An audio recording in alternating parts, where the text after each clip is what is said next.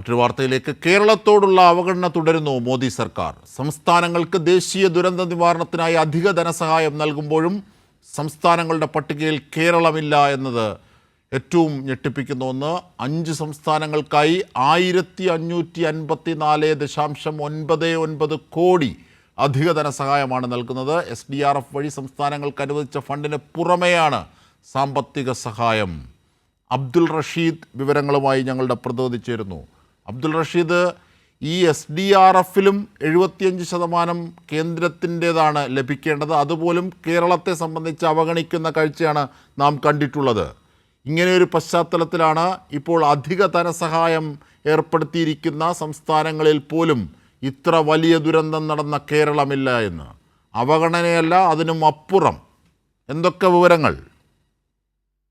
ജിംഷാദ്, തീർച്ചയായും അങ്ങനെ തന്നെയാണ്. കേരളത്തോട് അവഗണന തുടരുക തന്നെയാണ് കേന്ദ്ര സർക്കാർ. ദുരന്ത നിവാരണത്തിനായുള്ള അധിക ധനസഹായ പട്ടികയിൽ കേരളത്തെ ഉൾപ്പെടുത്തിയിട്ടില്ല. പ്രത്യേകിച്ചും BJP ഭരണത്തിലുള്ള വിവിധ സംസ്ഥാനങ്ങൾക്കായി 1554.99 കോടി രൂപയാണ് ഇപ്പോൾ അനുവദിച്ചിരിക്കുന്നത്. എന്തായാലും ആഭ്യന്തരമന്ത്രി അമിത്ഷായുടെ നേതൃത്വത്തിൽ ഇന്ന് ചേർന്നിട്ടുള്ള ഉന്നതതല യോഗത്തിലാണ് ഇത്തരത്തിലൊരു അംഗീകാരം നൽകിയിരിക്കുന്നത്.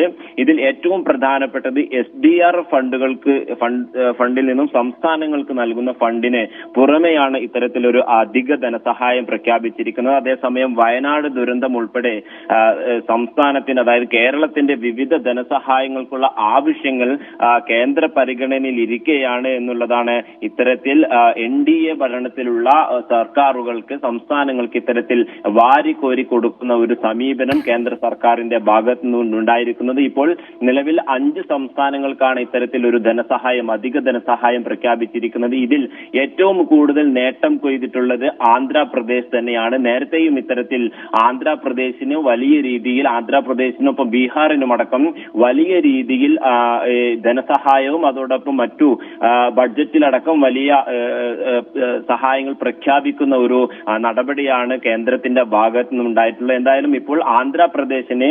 608.08 കോടി രൂപ അനുവദിച്ചിട്ടുണ്ട്. അതോടൊപ്പം NDA ഭരണത്തിലുള്ള ഒഡീഷയ്ക്ക് 255.424 കോടി രൂപയും അതോടൊപ്പം ത്രിപുരയ്ക്ക് 288.93 കോടി രൂപയും അനുവദിച്ചു. ഇതിന് പുറമെ നാഗാലാൻഡിനും തെലങ്കാനയ്ക്കുമായി 300-ലധികം കോടിയും ഇപ്പോൾ അനുവദിച്ചിട്ടുണ്ട്. എന്തായാലും ഇതിൽ ഏറ്റവും ശ്രദ്ധേയമാകുന്നത് SDRF വഴി സംസ്ഥാനങ്ങൾക്ക് ഇതിനോടകം അനുവദിച്ചിട്ടുള്ള ഫണ്ടുകളുണ്ട്. ഈ ഫണ്ടുകൾക്ക് പുറമെയാണ് ഈ സാമ്പത്തിക സഹായം. അതോടൊപ്പം ഈ പട്ടികയിൽ നമുക്കറിയാം, വയനാട്, മുണ്ടക്കൈ, ചൂരൽമല ഉൾപ്പെടെ നിരവധി ജീവനുകൾ പൊലിയുകയും അതോടൊപ്പം വലിയ ധനസഹായം ആവശ്യപ്പെടുകയും ചെയ്ത് കേന്ദ്രം വിവിധ സമയങ്ങളിലായി കേന്ദ്രത്തോട് സഹായം അഭ്യർത്ഥിച്ചിരുന്നു. പക്ഷേ ഈ സഹായം നൽകുന്നതിനായി സാങ്കേതിക കാരണങ്ങൾ പറഞ്ഞുകൊണ്ട് തടയുന്ന ഒരു സ്ഥിതിവിശേഷമാണ് കേന്ദ്രത്തിന്റെ ഭാഗത്തു നിന്നും ഉണ്ടായിട്ടുള്ളത്. എന്തായാലും അതോടൊപ്പം കഴിഞ്ഞ ദിവസങ്ങളിൽ കേന്ദ്രത്തിന്റെ ഭാഗത്തു നിന്നും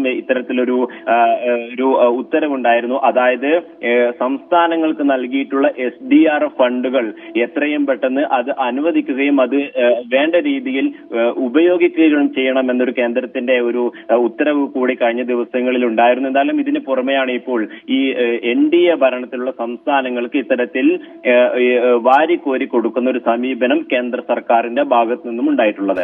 തീർച്ചയായും സംസ്ഥാനങ്ങൾക്ക് അർഹതപ്പെട്ട പണമാണ് ഇത്തരത്തിൽ സ്വജനപക്ഷപാതത്തിൻ്റെ രാഷ്ട്രീയത്തിനായി BJPയും മോദി സർക്കാർ ഉപയോഗിക്കുന്നത് എന്ന വസ്തുത അവിടെയുണ്ട്. കേരളത്തിന് അർഹതപ്പെട്ട മുതലാണ് അങ്ങനെ നൽകാതിരിക്കുന്നത് എന്ന വസ്തുത അവിടെയുണ്ട്. മാത്രമല്ല, കേരളത്തിനോടുള്ള ഔദാര്യമല്ല, കേരളത്തിൻ്റെ അവകാശമാണ് നിഷേധിക്കപ്പെടുന്നത് എന്ന വസ്തുതയുണ്ട്. ഇപ്പോൾ ദുരന്ത നിവാരണങ്ങൾക്ക് 5 സംസ്ഥാനങ്ങൾക്ക് നൽകിയ 1500 ചില്ലുവാനത്തോളം വരുന്ന കോടി രൂപയിൽ കേരളമില്ല 5 സംസ്ഥാനങ്ങളിൽ എന്നുള്ളതാണ്.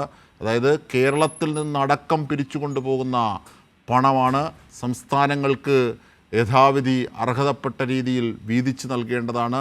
അതാണ് സ്വന്തം സ്വജനപക്ഷപാതത്തിൻ്റെ രാഷ്ട്രീയത്തിനായി കേന്ദ്രം ഉപയോഗിക്കുന്നതെന്ന വസ്തുതയും യാഥാർത്ഥ്യവും കൂടിയാണ് ഇവിടെ പൊളിച്ച് പുറത്തെത്തുന്നത്.